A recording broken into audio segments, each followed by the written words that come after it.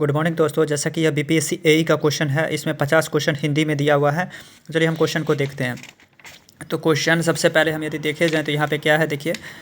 तो पैसा 1 से 5 तक में क्वेश्चन निम्नलिखित गद्यांश में से ध्यानपूर्वक पढ़े और प्रश्नों दिए हुए उत्तर दिए हुए हैं।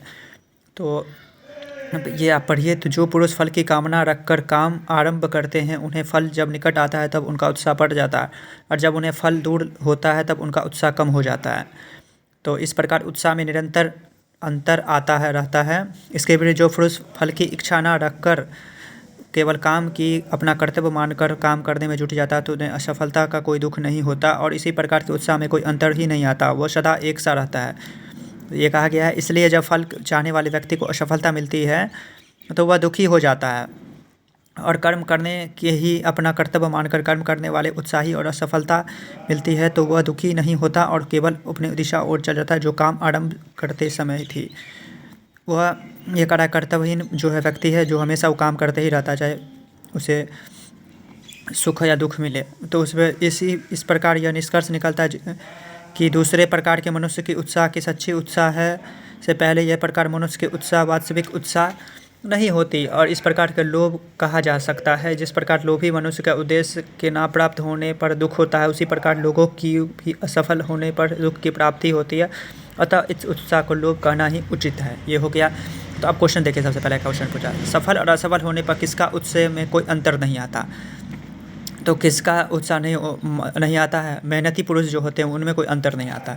इस पैसेज को पढ़ के हमें ये समझ आया गद्यांश को। तो उद्देश्य की प्राप्ति ना होने पर कौन दुखी हो जाता है? लोभी व्यक्ति, लोभी मनुष्य जो है वह दुखी हो जाता है। ये देखिए यहाँ पे लिखा भी हुआ है, लोभ। ये हो गया। और क्वेश्चन नंबर 3 देखिए, किन लोगों को अपनी असफलता पर दुख नहीं होता? जो मनोरंजन के लिए काम करते हैं, जो फल की कामना के लिए काम करते हैं, जो मजबूरी में काम करते हैं, जो कर्तव्य भाव से काम करते हैं। जो कर्तव्य भाव से काम करते हैं उनको कोई दुख नहीं पहुंचता है। फल निकट आने पर उत्साह किसका बढ़ जाता है? जो फल की कामना करते हैं। ऐसा ही हुआ। उपयुक्त गद्यांश का उपयुक्त सर्पिक क्या होगा? कर्तव्य हो जाएगा हमारा। ये हो गया। अब देखिए इसमें से कौन सा 4 विकल्प में शुद्ध है? तो प्रामाणिक कहा गया है। तो प्रामाणिक कैसे होता है? ये ऐसे होता है, प्रामाणिक इस तरह होता है। यहाँ पे आ जाएगा प्रामाणिक, ऐसे उच्चारण कीजिएगा तब हो जाएगा। प्रज्वलित, तो यहाँ पे जो है 2 डबल हो गया, यहाँ पे 1 होगा। प्रज्वलित। 4 दीवारी, तो 4 दीवारी कैसे होगा? चाहर, यहाँ पे 4 दीवारी है, तो एक्चुअली इसमें हो होता है चाहर दीवारी, ये हो जाएगा। समझ गए? तो नेक्स्ट पेज पे चलते हैं। कितना बेहतरीन क्वेश्चन है। 5वां, ये देखिए 5वां ऐसे होता है कि 5वां ये हो गया पुरस्कार। तो पुरस्कार ये हो गया हमारा। समझ रहे हैं आप बात को? तो देखिए किस तरह पुरस्कार का ये हो गया। तो पुरस्कार इस तरह होता है।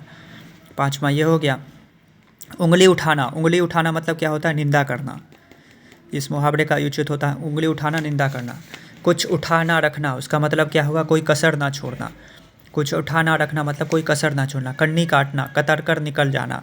अपना उल्लू सीधा करना, अपना मतलब नहीं करना। दाएं से पेट छिपाना मतलब जानकार से बात छिपाना। दाएं से पेट छिपाना मतलब जानकार से बात छिपाना।